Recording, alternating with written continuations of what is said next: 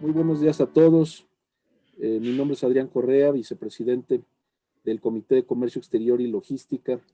En ausencia de nuestro presidente Francisco de Rosenzweig, tengo el honor de darles la bienvenida a este webinar en donde José Hoyos y Miguel Martínez nos van a hacer el enorme favor de explicarnos y darnos sus impresiones sobre los cambios que se publicaron el día 26 de febrero, en los que se contempla que las operaciones de importación y exportación amparadas por pedimento deberán declarar los decrementables, un concepto que de tan sencillo se convierte en algo sumamente complicado. En realidad la idea del decrementable es sumamente sencilla, tan sencilla que nos tiene a todos preguntándonos qué es y cómo se aplica. Lo anterior es sumamente importante en el sentido de que no hacerlo o no hacerlo correctamente puede tener consecuencias fiscales como créditos o multas. Y por lo anterior, bueno, paso a presentar a nuestros ponentes del día de hoy.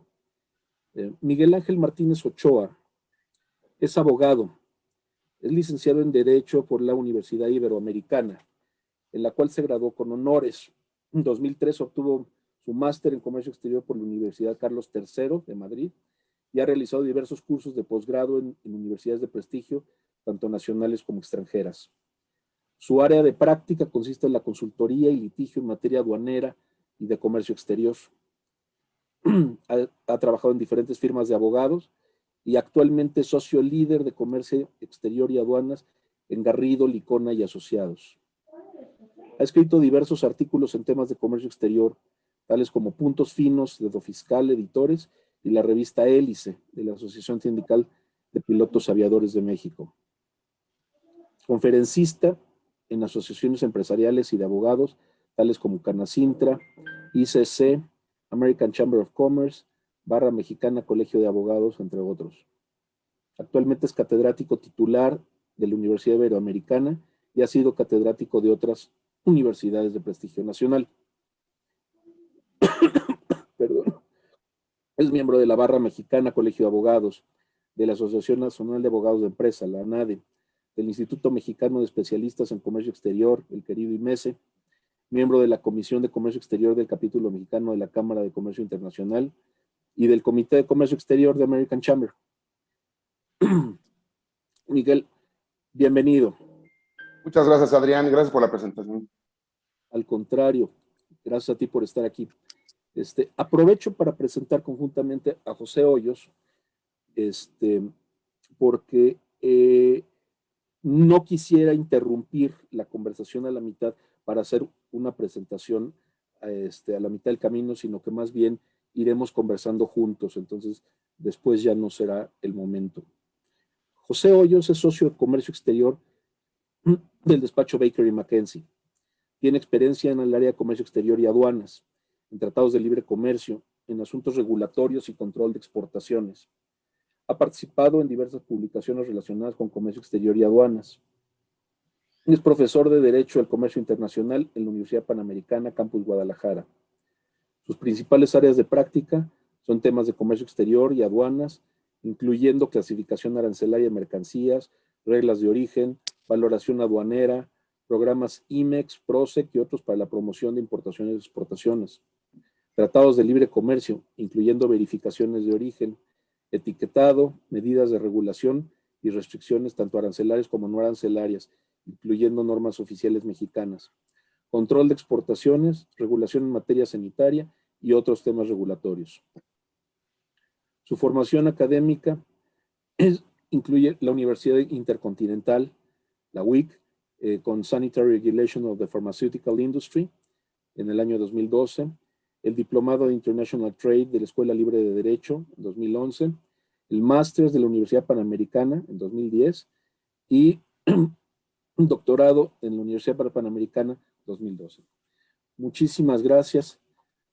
Perdón, error mío, la licenciatura en Derecho. Es que el JD me confundió un poquito. El 2002 en la Universidad Panamericana. Una disculpa por el error, José. Y, y habiendo dicho lo anterior, me gustaría preguntar a ustedes, probablemente, comencemos por José. ¿Dónde estábamos? ¿Cuáles son los antecedentes de este tema? ¿Qué dice la ley aduanera? Y de ahí pasemos a los incrementables y a los decrementables a la base del IGI. ¿Te parece bien comenzar así? Perfecto, muchas gracias, Adrián, y muchas gracias al Comité de Comercio Exterior y Logística del American Chamber de México. Creo que estamos tocando, me gustó tu forma de comentarlo, Adrián, en el sentido de algo que parece tan sencillo, pero tiene a todo el mundo parado de cabeza, ¿no? Queremos platicarlo así, como decías, de una manera muy amigable y estar tocando los diferentes temas. Y los temas que queremos tocar es, como bien dices, un tema de antecedentes, meternos un poquito al tema de cómo estamos, dónde estábamos ahorita, qué pasa con la base del impuesto general de importación, qué pasa con los incrementables, estos famosos decrementables que tanto hemos estado oyendo, que a mí no me encanta el nombre, me gusta, más bien sería aquellos conceptos no incrementables, etcétera. Ahorita vamos a ir peloteando ese tema. ¿Qué impacto tienen los Incoterms y por qué se están volviendo, si eran relevantes, aún más relevantes? ¿Qué pasa? Y las consecuencias de no declarar correctamente esta información. ¿Qué va a pasar si nos empezamos a equivocar tanto en la declaración de los Incoterms y por qué, y en la declaración de estos decrementables? Y algunos consejos prácticos para hablar entrar al tema de qué hacer, cómo blindar estas operaciones, ¿no? Y decías, ¿dónde estamos? ¿Dónde estamos ahorita parados? Y creo que tanto ley aduanera como ahorita vamos a ver el código de valoración de la Organización Mundial de Comercio se han enfocado mucho tiempo en el qué es lo que vamos a declarar, por qué vamos a declarar y cómo vamos a llegar a ese valor, ¿no? Por ejemplo, vamos a ver el ejemplo que tenemos ahorita en pantalla. Tenemos la típica operación de compra-venta, una operación en la que la fábrica o el productor le está vendiendo a alguien en otro país, ¿no? Y esto, pues al vender va a haber un precio, ¿no? Pero este precio lo que va a reflejar es únicamente el costo de este producto, esta transacción, esta operación de venta. Pero van a haber otros factores que empiezan a jugar ahí, porque no es lo mismo si a mí me dicen, oye, tenemos, ahorita me están preguntando por la escafandra, oye, pues vamos a conseguir esta escafandra, fíjate que la venden en la India y cuesta $100. Pues que a todo dar, pero ¿cuánto me cuesta tenerla aquí? Todos esos puntos, todos estos valores que van a jugar adicionales al precio es lo que nos está interesando. Y ahora, queremos saber cuánto cuesta tenerlo aquí, ¿cierto? Entonces, todos estos empiezan a conformar lo que decimos que es el valor. Pero para efectos de poder determinar lo que vamos a pagar de impuestos, tenemos que determinar cuál es ese valor en un momento determinado. Y ese momento es el momento en el que el producto va a cruzar o va a entrar al país. No antes, no después.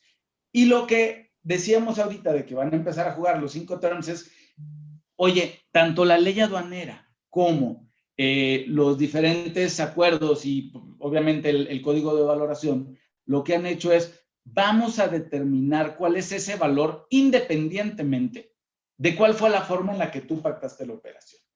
La hayas pactado, oye, pues puesto en la fábrica, puesto en mi planta, puesto a la mitad del camino, no me importa. Si el producto valía, vamos a decir en este caso, $100, $20 enviarlo a la frontera y otros 15 que llegue a mi planta. O si lo pactaste diciendo, ¿sabes qué? Págame 135 y yo te lo pongo en tu planta. O ¿sabes qué? Págame nomás los 100 y ya te bolas a ver cómo le es para que llegue a tu planta. No importa cuál es la forma en la que se pactó esa operación. Siguiendo las reglas tanto de la ley aduanera como del código de valoración, la idea es llegar al mismo número para que sea un suelo parejo y que con base en ese suelo parejo se pueda realizar el pago o el cobro de los impuestos. Entonces, para estos efectos, únicamente la parte marcada en azul va a ser la que nos va a interesar. Todo lo que pase después de ese momento, ya no podrías cobrarle un impuesto porque estarías dándole un trato pues más agresivo que o más caro que el que le das a los que se encuentran en territorio nacional. El color bueno, era amarillo, se ve un poco raro como beige. Este amarillo, todo lo que pasa en ese momento ya en teoría no va a poder formar parte de este valor. ¿Y qué pasa? Si logramos hacer este análisis que estamos planteando, deberíamos de llegar a un valor teóricamente igual o al menos lo más acercado a la realidad y que sea con base en ese valor que se haga el cobro de los impuestos.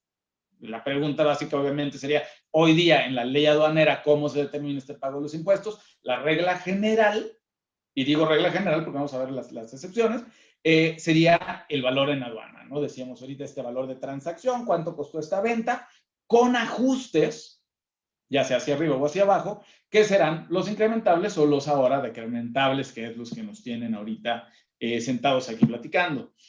Esta va a ser la base de gravable tanto para el IGI, tanto para el DTA, para las cuotas compensatorias. Veremos que el IVA tiene, pues obviamente, este valor en aduana, más lo que hayas pagado de otros impuestos, únicamente para efectos de IVA.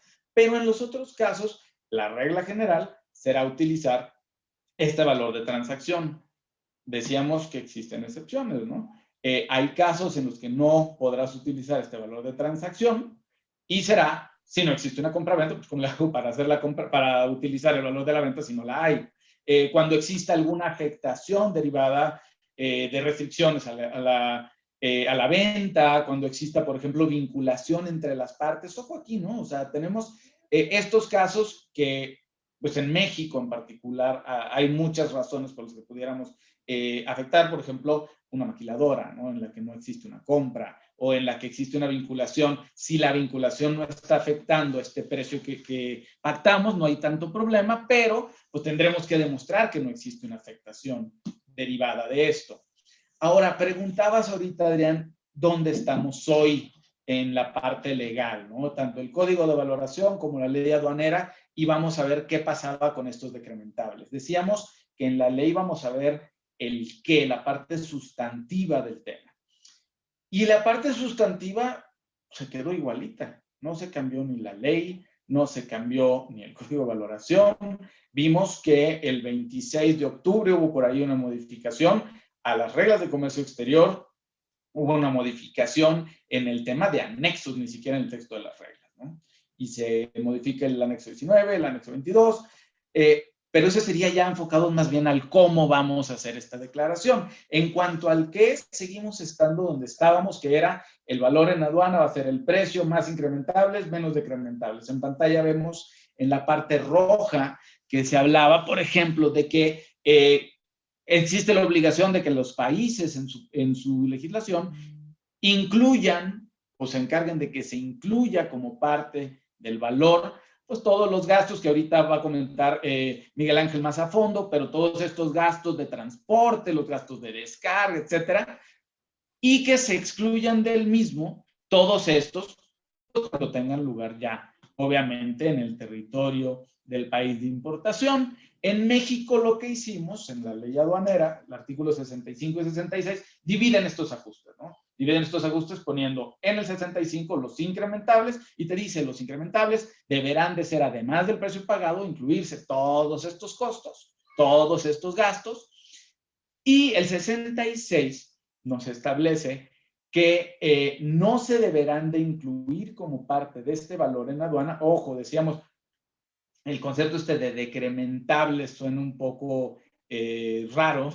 Aquí es, más bien, no se deberán de incrementar al valor en aduana siempre que estén desglosados o especificados en forma separada del precio pagado, todos aquellos gastos, todos aquellos costos que tengan lugar con posterioridad a la importación. Y se menciona por ahí, por ejemplo, los gastos de instalación, armado, montaje, que se realicen después de la importación. Ojo acá, dice el transporte seguro y gastos conexos como carga y descarga, que tengan lugar después de los supuestos a que se refiere el artículo 56 de la ley.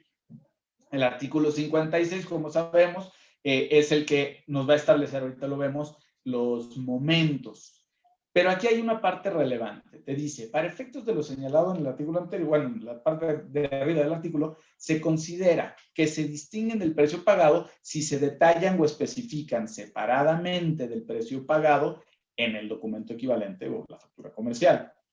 Entonces, ojo, ya estamos viendo que únicamente vamos a tener algunos casos en los que exista esta obligación de decrementar.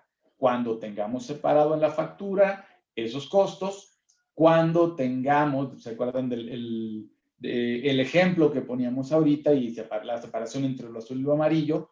Cuando exista algún monto que esté siendo pagado por el importador como parte del precio, ¿no? Ahora, decíamos que el 56 de la ley a lo que se refiere es al momento en el que se van a determinar las contribuciones. Y este momento en el que se van a determinar las contribuciones, pues va a ser la fecha en la que llegan, la fecha de fondeo, amarre o atraque, cuando estamos hablando de que llega por barco, cuando hablemos de que llega por tierra, el momento en el que se cruce la línea divisoria y la parte de arribo de la aeronave cuando hablemos de que llega por aire. Todo lo que pase después de este momento ya no podrá formar parte de este análisis y no podrá formar parte de los decrementables. Ahora, decíamos que hay ahora una relación entre los Incoterms y el valor en aduana. Decíamos que existe una relación con los Incoterms y los decrementables y los incrementables. Esto ahorita vamos a entrar más a fondo en el tema de Incoterms, pero creo que es clave que toquemos varios puntos, ¿no? Y ahorita vamos a comentarlos con Miguel Ángel. Los Incoterms, pues en principio no son obligatorios, ¿no? Los Incoterms buscan de alguna manera facilitar la forma de explicar una operación. Sin embargo, pues aquí ya estamos viendo que el Incoterm lo que te va a dar es información sobre cómo se pactó la operación. Y regresemos un poquito al ejemplo que veíamos hace rato, en el que veíamos que podría pactarse una operación con el pago de todos los gastos o sin el pago de los mismos. Entonces, esto nos va a determinar el Incoterm que utilices, pues de alguna manera te dirá si tendrían o no que haber incrementables, si tendrían o no que haber montos que se eliminaran de este valor en aduana. Ahora, ¿qué pasa si tú te equivocas o si tú, a lo mejor dolosamente, declaras de manera incorrecta esta operación? Y por eso decíamos hace rato que el problema no es tanto el cálculo, sino la declaración de este cálculo. Porque si estamos pagando pues un monto inferior al que, o determinando un monto inferior al que realmente tiene el valor del bien, pues estaríamos pagando menos impuestos, estaríamos lo que se conoce como subvaluación. Pero también si pagamos de más, también habría a lo mejor otra implicación desde el punto de vista fiscal. Estaríamos deduciendo un monto mayor al que tenemos derecho, ¿no? Y también otro punto que hay que tener en cuenta en la declaración de los Incoterms, pues es que pueden convertirse de alguna manera en focos rojos. ¿Y a qué me refiero con focos rojos? Si tenemos, por ejemplo, una operación que estamos declarando como ex-works y resulta que no tenemos ningún incrementable, la autoridad obviamente va a voltear y va a decir, a ver, no estoy entendiendo qué pasó aquí, ¿no? Tenemos una operación en la que se supone que te entregaron en Seattle y el bien automáticamente apareció acá sin tener el pago adicional de algún monto de transporte o de seguros, mientras que lo mismo pasaría si declaramos un DDP y tenemos un incrementable y no un decrementable, ¿no? Entonces, no sé, Miguel Ángel, si nos quisiera platicar un poco del tema de los Incoterms y qué opines sobre esto que estoy comentando, ¿no? De cómo ahora una declaración de un Incoterm puede generarte problemas mucho mayores a los que te estaba generando antes, ¿no? Porque si bien es cierto, ahora los están considerando como un dato que altera la información estadística y nos puede llevar a tener que pagar una multa, pues también podría tener otras consecuencias, ¿no? Es correcto, Pepe. La verdad es que a veces sobrevaloramos los Incoterms. La realidad es que en ocasiones no le damos tanta importancia, pero lo cierto es que ahí están. Y los Incoterms son una herramienta súper útil para el comercio exterior. Y lo cierto es que pocas veces ponemos una atención adecuada en la forma no solamente de declararlo, sino también de pactarlo con nuestro vendedor o con nuestro proveedor en el extranjero. Lo cierto es que, pues, en muchas ocasiones, pues, le damos más importancia a otros aspectos que justamente verificar cómo estamos sustentando nuestra operación. Entonces, definitivamente, hasta inclusive, este tipo de la declaración del Incoterm luego se le deja a la gente aduanal. Y luego estos pobres pues andan viendo pues qué declarar, ¿no? O sea, tratando de dilucidar qué es lo que se trató de pactar entre las partes. O a veces al interior de las empresas dicen, pues mira, ponle FOB, porque ese es el más conocido y ese es el que más me suena. Y lo cierto es que declarar mal el Incoterm pues puede tener una repercusión importantísima, sobre todo en este tema que es la base del impuesto, ¿no? La valoración. Entonces, si quieres pasamos a la siguiente para entrar un poquito en materia. Y aquí entra un poquito, ¿qué son los Incoterms? ¿Por qué son tan importantes los Incoterms? Bueno, el Incoterms es un acrónimo, digámoslo así, y lo que significa son International Commercial Terms en inglés, términos internacionales de comercio. Estos son creados por la Cámara de Comercio Internacional. Cada 10 años se van actualizando. Y lo cierto es que los Incoterms, pues son elementos que reflejan básicamente pues, usos comerciales internacionales. O sea, algo que debemos tener muy en cuenta es que el comercio, al ser tan dinámico, pues se basa también en muchos usos y costumbres. Y entonces los Incoterms recogen esos usos y costumbres para llevarlos a un plano escrito y un plano de lo que normalmente pactan tanto el proveedor como el importador en este caso, ¿no? ¿Para qué sirven los Incoterms? Pues básicamente nos sirven para identificar las obligaciones que tiene el vendedor al momento de que se lleva a cabo la transacción y las obligaciones del comprador al momento de llevar a cabo el pago de la mercancía. También los costos que involucra, quién va a pagar el transporte, quién va a pagar el seguro, quién va a pagar gastos adicionales, los impuestos, en fin. Los Incoterms realmente nos reflejan qué costos le corresponden a cada quien y sobre todo un aspecto importantísimo es en qué momento te transmito ya la propiedad, en qué momento se considera que yo ya te entregué la mercancía y en qué punto empieza el riesgo de pérdida de la mercancía. Entonces, lo cierto es que el Incoterm, aunque son tres letritas las que se usan normalmente y son las que se declaran, lo cierto es que tienen un aspecto fundamental para determinar correctamente el valor en aduana porque simplemente reflejan lo que convinieron el comprador y el vendedor. ¿Dónde los encontramos reflejados normalmente los Incoterms? Bueno, normalmente, por justamente esta dinámica que platicamos del comercio exterior, pues están a veces en la orden de compra, en la factura, documento de transporte, en algunos otros documentos que puedan haber relacionados con el tema del comercio exterior y también a veces en el contrato.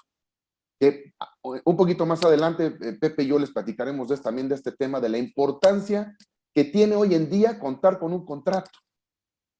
Entonces, si seguimos, Pepe, por favor, la siguiente. Gracias. Ahora, ¿cómo elijo el Incoterm? Que esta es la parte medular y es donde todo el mundo se atora. Los Incoterms, como sabemos, están digamos, agrupados de la siguiente manera. Son 4 grupos que empieza por el E, la letra E, que solamente tiene un Incoterm que significa ex-works, y el ex-works lo que significa es básicamente que el vendedor entrega en su fábrica la mercancía. Al momento en que entrega la mercancía, en ese momento el vendedor, inician todos los riesgos y los costos para el importador. Es decir, si te lo entrego en el extranjero, en mi fábrica, tú te encargas de realizar todos los trámites de exportación en el país de origen de la mercancía, el transporte, los seguros y también los gastos que implican la importación a tu país. Luego están los del grupo F, que estos son muy conocidos también. Les decía yo ahorita del Incoterm FOB, que es quizá el más conocido del grupo F. Pero está el FCA, el FAS y FOB, que básicamente atienden a lugares donde se entrega la mercancía en el extranjero y también atiende al medio de transporte con el cual se elige llevar a cabo el envío de la mercancía hasta el país de destino. Entonces, justamente los del grupo F nos indican dónde se entrega la mercancía en origen y básicamente es en puerto. Luego están los del grupo C. Los del grupo C son CFR, CIF, CPT y CIP. Estos Incoterms son importantísimos también porque ahora nos trasladan a la entrega de la mercancía, pero ya en puerto de destino. Y aquí se puede entregar también en un aeropuerto, digamos en barco, o que el medio de transporte sea terrestre. Entonces, lo cierto es que el grupo C nos va a decir en qué momento el vendedor entrega la mercancía en destino, en puerto de destino, al importador, y a partir de ese momento corren los gastos del importador para introducir la mercancía al país de destino. Y finalmente tenemos los del grupo D, que son 3, el DAP, DPU y DDP. Este es el Incoterm más amplio, digamos. ¿Por qué? Porque cuando se pacta un Incoterm del grupo D, significa que el vendedor va a incurrir en todos los gastos para llevar a cabo el transporte de la mercancía desde el país de origen, es decir, va a pagar los gastos del seguro, del flete, de todo lo que involucra el transporte, los gastos aduanales, pero también llegando a destino, no solamente se va a encargar de bajar la mercancía del medio de transporte, sino que también puede ser que entregue la mercancía en algún punto específico de la aduana de importación o inclusive posteriormente, es decir, haciendo los trámites de importación en el país de destino y entregándolo en la fábrica del comprador. Entonces, como ustedes pueden ver, los Incoterms inician desde el acto más sencillo, que es la entrega de la mercancía en la fábrica del vendedor, o puede ampliarse el campo hasta que se entregan las mercancías en el destino, en la fábrica del comprador. Entonces, muy importante que cuando vayamos nosotros a elegir un Incoterm, tengamos en cuenta qué estamos pactando. Es necesario que sepamos qué estamos conviniendo con nuestro vendedor, con nuestro proveedor, para saber qué Incoterm es el adecuado y cuál es el Incoterm que tenemos que utilizar. ¿Por qué es importante el Incoterm? Aquí, en el tema de decrementables, reviste una importancia exagerada. ¿Por qué razón? Ahorita lo decía Pepe.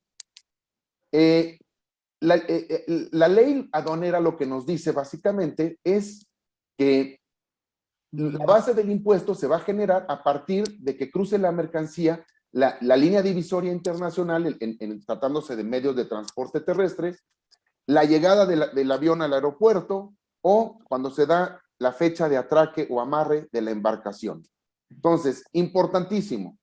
¿Cómo saber en qué momento yo tengo la obligación de calcular decrementables o no tomarlos en cuenta para mi declaración?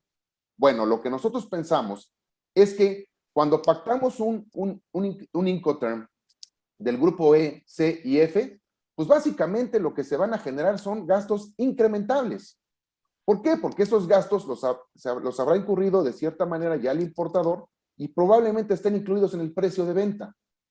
Sin embargo, cuando llegan las mercancías a destino y se pactó un Incoterm del grupo D, pues ahí ya hay gastos cruzando la línea divisoria internacional. Y esos gastos van incluidos en el precio probablemente, y lo cierto es que pueden estar desglosados y son gastos en los que está incurriendo el vendedor y que de cierta manera pues impactan a la base. Entonces, consideramos que solamente los Incoterms del grupo D, cuando se pacta este Incoterm, existe la obligación de declarar los decrementables. Pero ahora, ¿qué hago?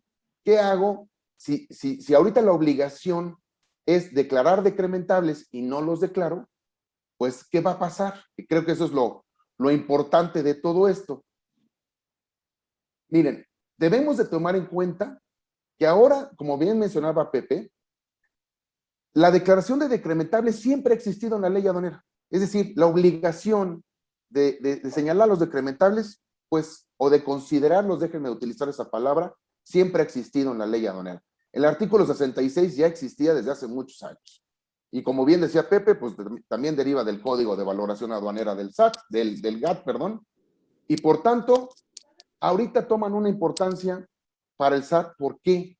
Porque ahora lo que quiere el SAT que declaremos en nuestro pedimento es los gastos de transporte, seguro, carga, descarga y los demás decrementables que se causen a partir de que cruza la mercancía en la línea divisoria internacional.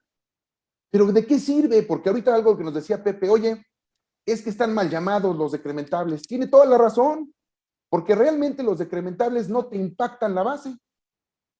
O sea, realmente no te decrementan, no nada, simplemente pues son gastos en los que yo incurrí, pero que pueden no tener un impacto en la base del impuesto. Pero ahora el SAT me obliga a declararlos.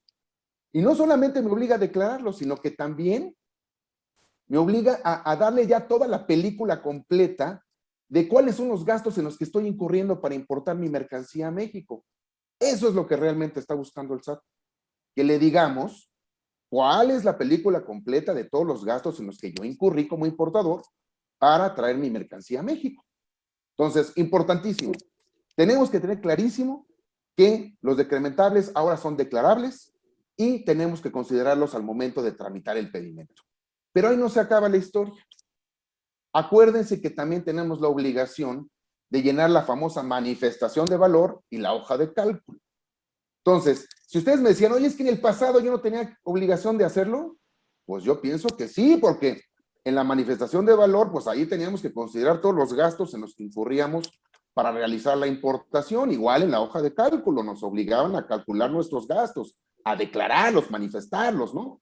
Y aunque no eran un campo que no constaban en el pedimento, lo cierto es que sí había la obligación de considerarlos, ¿verdad? Entonces, aquí si se fijan, ya se está amarrando toda la operación. ¿Perdón, Adrián?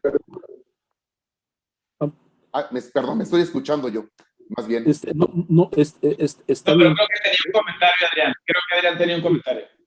Es que, perdón, como que hiciste una pausa y entonces quería aprovechar para preguntarte Sí, Adrián.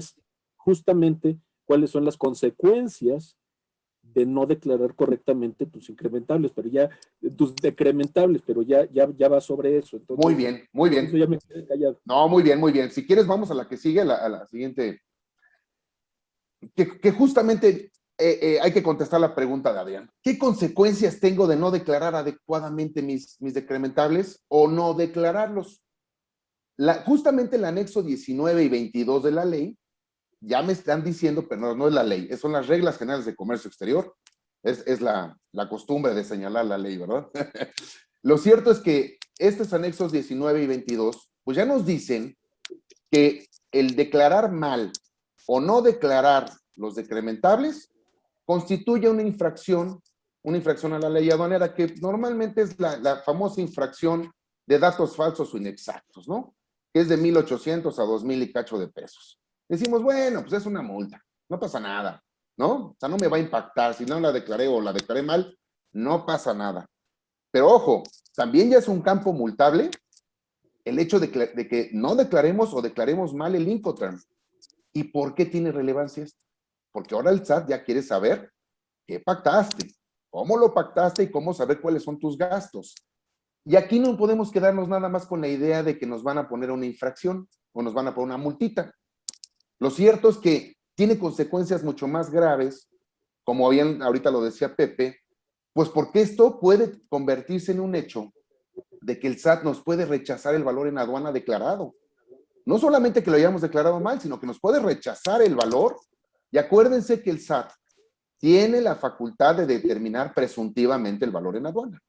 Entonces, si el SAT toma los elementos con los que cuenta, pues nos los va a determinar presuntivamente, y ahí es donde empiezan las consecuencias. Y consecuencias más graves porque puede haber la determinación de un crédito fiscal por la omisión en el pago del impuesto general de importación, el DTA, cuotas compensatorias, IVA, Y esto no solamente nos va a tener un impacto en materia de comercio exterior, porque ese crédito fiscal va a tener un impacto en el aspecto de que nuestra deducción de la compra pues no va a estar clara para el SAT.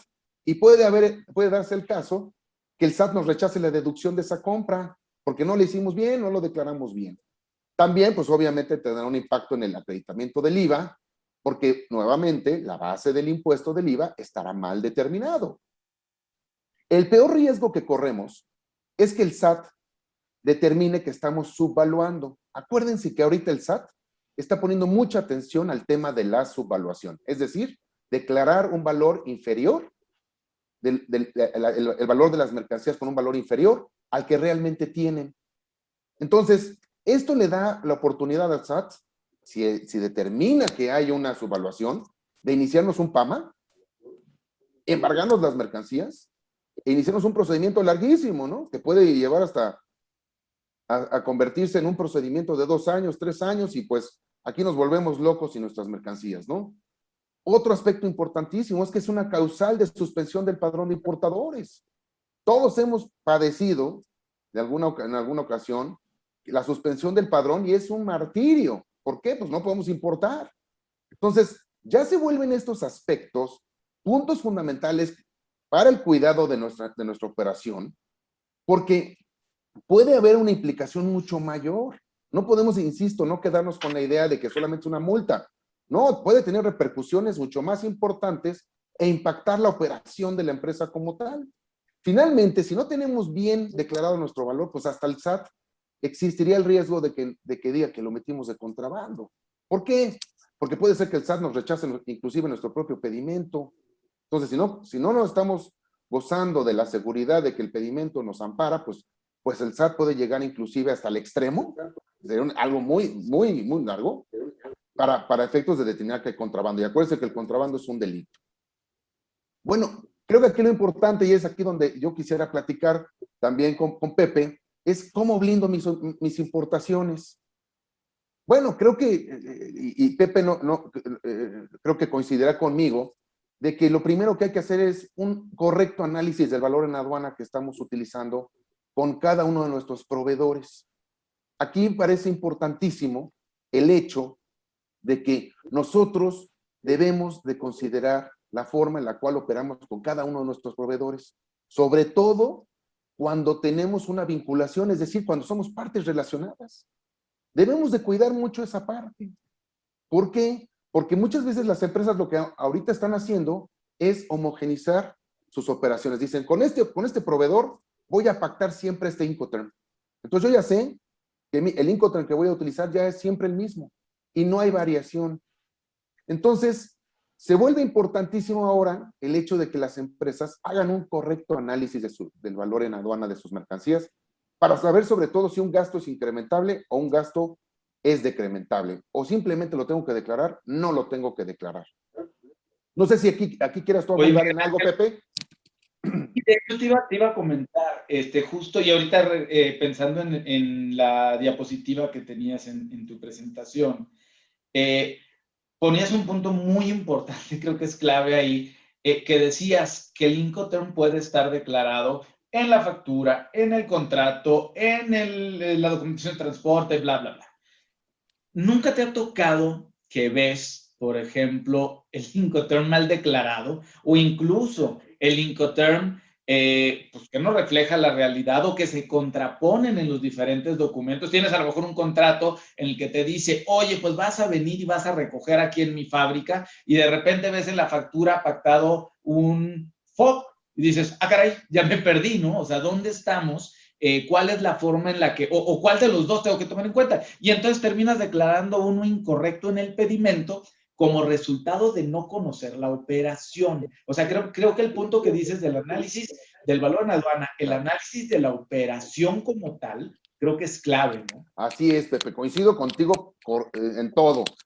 Creo que nuestra práctica, cuando hacemos el famoso due diligence o un check-up a las empresas, pues, y verificamos sus operaciones, pues decimos, es que no me hace sentido nada, ¿no? Porque luego, como bien dices, en el pedimento se señala un Incoterm, en la factura dice otro, en el documento de transporte dice otro, y pues de aquí se va a agarrar el SAT, señores. Lo cierto es que de aquí se va a agarrar el SAT y va a decir, oye, tú declaraste esto, pero fíjate que tu factura dice otro. Entonces aquí el SAT va a analizar la operación completa y te va a decir, oye, para mí no era este Incoterm, es este otro. Y tú debiste haber señalado esto. Es que Mal, ¿verdad?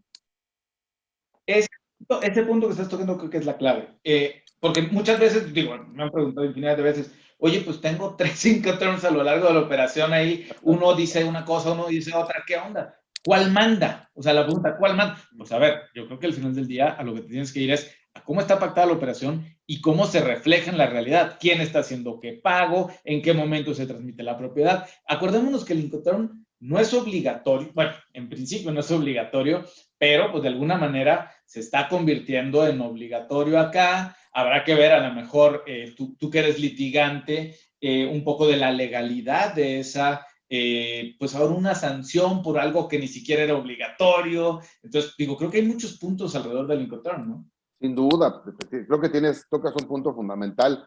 Efectivamente, el Incoterm pues es la libertad de pactar de las partes, ¿no?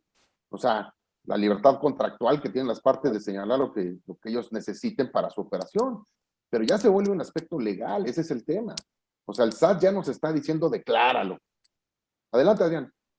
Miguel, José, ¿sabe? Esto que están mencionando en este momento se empieza a conectar directamente con algunas de las preguntas que estamos recibiendo. Sí. Entonces, a lo mejor podemos contestar ya sobre la marcha algunas de las preguntas, si hablamos un poquito, si nos dirigimos a cómo le hago para blindar mi operación, cómo le hago para asegurarme de que, de que los decrementales estén correctamente declarados. Y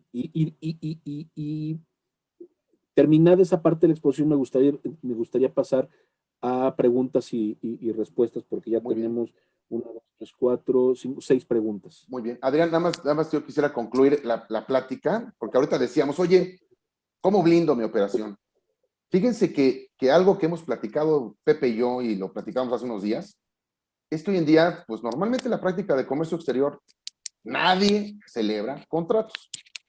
Dicen, entiendo yo la razón por la cual las empresas no quieren celebrar contratos o lo pasan un poco por alto.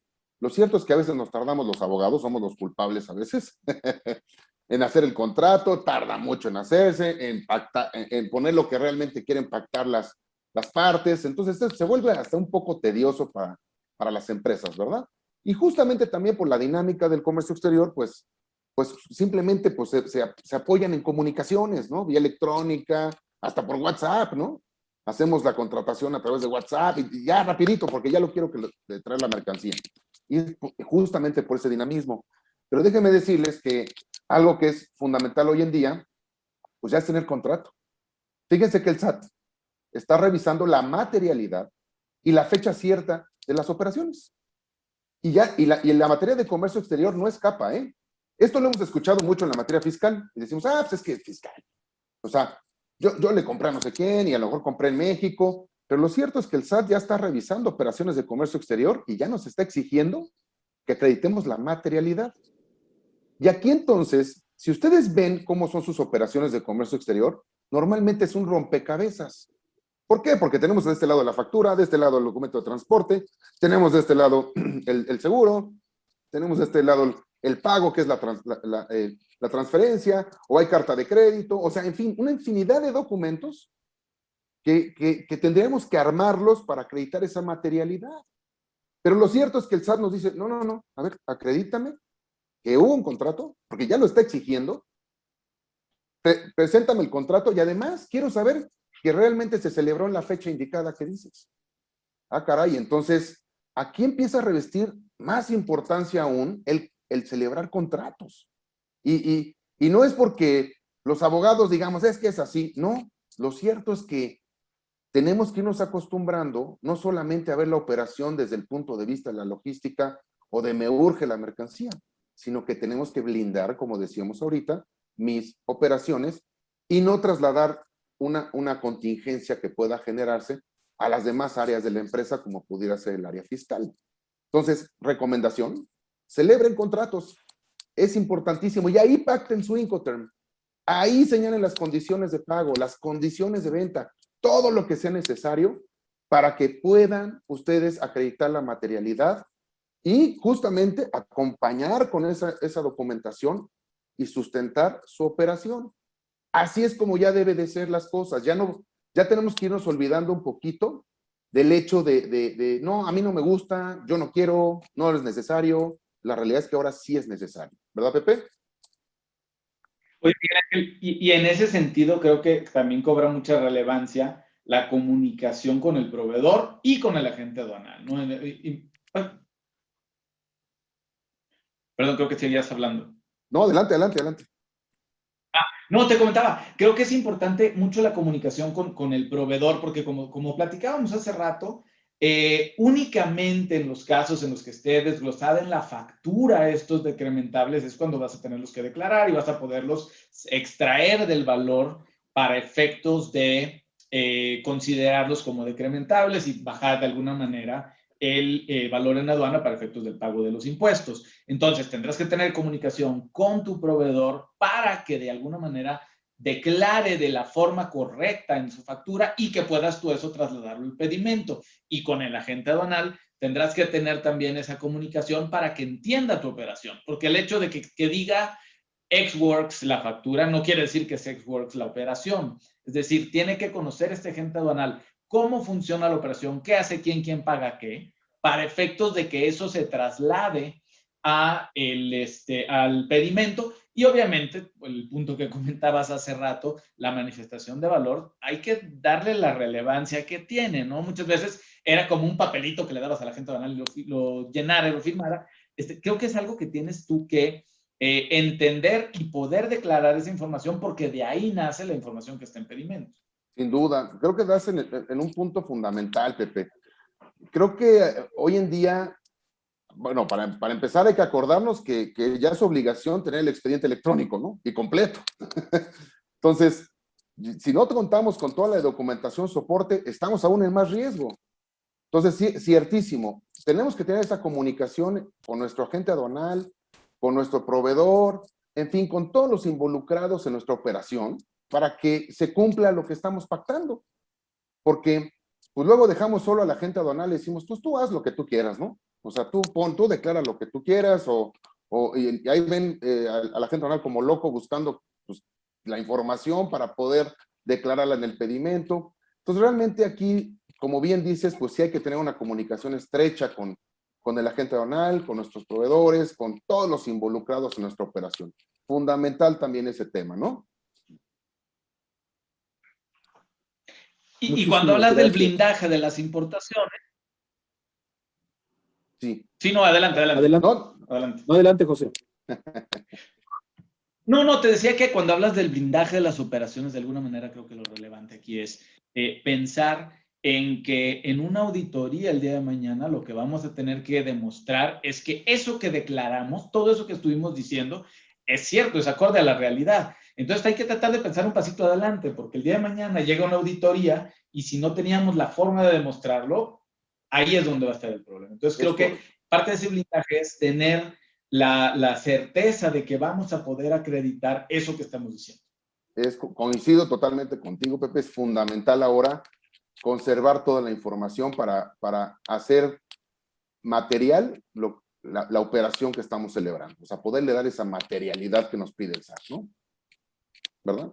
Ahora sí, Adrián, adelante. Muchas gracias.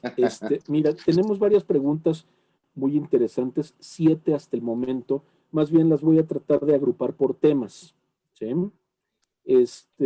Y voy a tratar de ir de lo más sencillo respecto de lo que hemos platicado hacia lo más complejo. Pregunta sencilla. Es más, déjame poner las 3 preguntas y a lo mejor se puede contestar, no sé, de alguna manera creativa, tocando todos los puntos. La primera sería, ¿cómo declaro decrementables en el pedimento cuyo valor no conozco al momento de elaborar el pedimento? ¿Sí? Esa sería como primera pregunta. Después, 2 preguntas relativas a la exportación. La primera dice, Estos campos son obligatorios en importación. En pedimentos de exportación es necesario declarar los campos aunque no se declaren valores. Uno, y dos, relacionado. Esta me llega por WhatsApp. ¿Puedo aplicar decrementables en operaciones de exportación para disminuir el valor en aduanas de la mercancía en el país de importación? Aquí lo que estoy entendiendo es que sería una exportación de México, quiere aplicar decrementables a la exportación de México, y eso de alguna manera podría tener la consecuencia de disminuir el valor en aduanas al momento de la importación en otro país.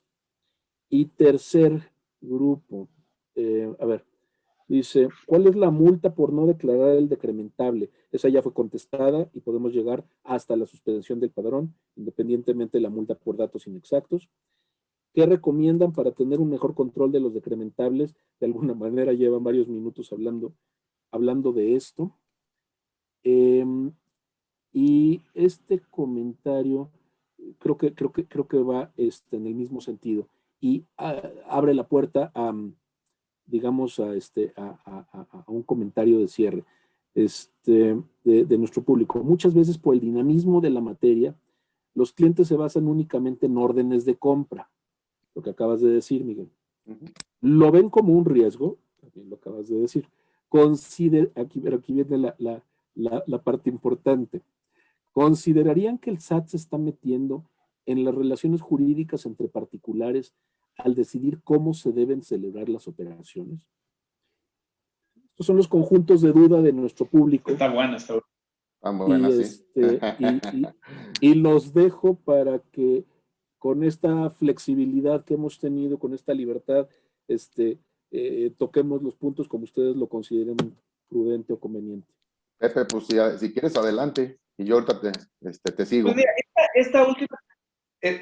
esta última que habla del tema de las órdenes de compra, pues al final del día, si no hay un contrato como tal escrito, pues el contrato, acuérdate que es el acuerdo entre precio y cosa, ¿no? Entonces, pues ahí tenemos el acuerdo entre precio y cosa clavadísimo en la orden de compra, pero, y creo que sigo mucho lo que decía Miguel Ángel, se vuelve más relevante sí tener un acuerdo, un contrato en el cual se establezcan los puntos finos. Si no hay contrato, aquí está el contrato, aquí está de alguna manera la documentación que acredita esta relación jurídica, pero sí es mejor tenerlo de alguna manera pactado y establecido porque el día de mañana tendrás que demostrarlo, tendrás que demostrar eso que estuviste diciendo, etcétera. En la parte de si se considera que el SAT se está metiendo en relaciones jurídicas, híjole, o sea, al final sí tiene la facultad de revisar que la forma en la que pactaste la operación se vea reflejada y que de alguna manera esto se esté viendo reflejado en el pedimento y cómo estás pagando tus impuestos y que sea acorde lo que estás pactando con lo que estás pagando. No sé si opinas lo mismo, Miguel. Adelante, sí, estoy completamente de acuerdo. O sea, yo creo que aquí el punto importante, mi querido Pepe, es básicamente, pues que ahora el SAT nos ahorca un poco más en el aspecto de, oye, a mí dame certeza, ¿no? O sea, es un tema de certeza básicamente para el SAT, porque si algo quiere combatir el SAT, pues es la falta de pago de impuestos y la evasión, la ilusión, todo lo que implica esto. Entonces, la realidad es que el SAT lo que nos está pidiendo es, pues a mí demuéstrame, tiene la facultad de hacerlo como dices, sí, a mí se me hace también que se extralimita en ocasiones, pero en la medida en que nosotros tengamos mayores elementos para poderle demostrar la materialidad de nuestra operación, pues eso le va a dar mucho más tranquilidad al SAT y sobre todo, pues no vamos a entrar a pleito, ¿no? Porque eso es lo que se convierte en un pleito, inclusive en temas del 69B, de código fiscal, o sea, ya nos hablan de operaciones inexistentes, o sea, realmente tiene una repercusión muy grande el hecho de que no estemos considerando estos aspectos, el cómo sustentar nuestra operación. Ciertísimo que debemos ahora tener mucho más cuidado en cómo sustentamos nuestras operaciones de comercio exterior, porque normalmente le damos más importancia a las que revisten un aspecto fiscal que a las que provienen del extranjero, o sea, a nuestras compras. Y muchas veces hay empresas que se dedican al 100% a importar y que su facturación mensual, anual, la que tú quieras, depende de sus operaciones de comercio exterior. Pues es lo que más tiene que cuidar, ¿no? ¿Estás de acuerdo? Sí, no, y exacto. Imagínate una suspensión de padrón para esas empresas a las que te refieres, Pues pues se sí, convierte en algo muy difícil de determinar el monto del problema, ¿no? Y sí, el otro punto que tocabas, ¿no? O sea, lo de cómo desafortunadamente ya no es nada más importante el determinar correctamente el monto del valor en aduana, sino que ahora también se convierte en relevante cómo lo declaraste, si te equivocaste en la declaración, aún cuando lo hayas calculado bien, pusiste mal algún monto o lo pusiste en el lugar incorrecto, pusiste tus fichas en el campo incorrecto, problema, ¿no? sí, claro.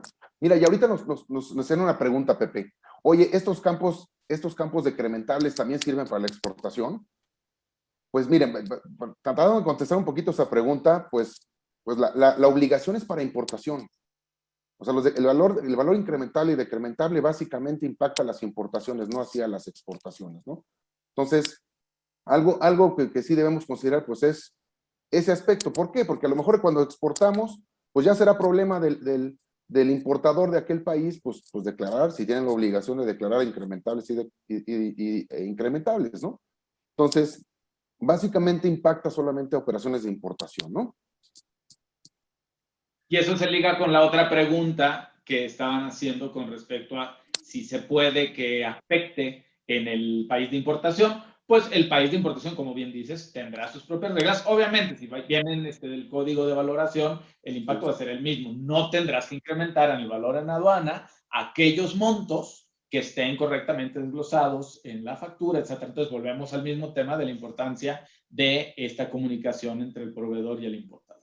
Es correcto. Oye, Pepe, y también hay otra pregunta que creo que es interesante y a ver si tú nos puedes dar un poquito de luz. Nos están diciendo, oye, ¿qué pasa si yo no conozco los valores decrementables al momento en que importo? ¿Qué hago? Que quede claro, ¿no? Eso yo creo que es una pregunta muy recurrente que nos están haciendo en nuestras prácticas y no sé tú qué podrías decir al respecto. Fíjate que muchas veces igual dicen, es que esto está pasando, no sé, vamos a pensar en una auditoría que hay con posterioridad a la importación. Digo, realmente yo creo que no hay tanto impacto si lo ves desde el punto de vista de que son los montos que no debes incrementar. Pues pasó después, ya pasó después de que está el producto importado, no pasa nada. ¿Qué pasa? Absolutamente nada, ¿no? Y abundando un poquito ese tema, acuérdense que los valores decrementables tienen que estar indicados en la factura. O sea, porque bien, ahorita bien lo señalaba Pepe, esos gastos deben de estar en el documento equivalente o en la factura que nos mandan del extranjero y son gastos que deben de venir desglosados, ¿no? Entonces, en principio, pues sí se puede llegar a conocer esos gastos y ya los que incurramos después de la importación, pues ahí también pues son gastos que probablemente no tengamos que declarar, ¿verdad, Pepe?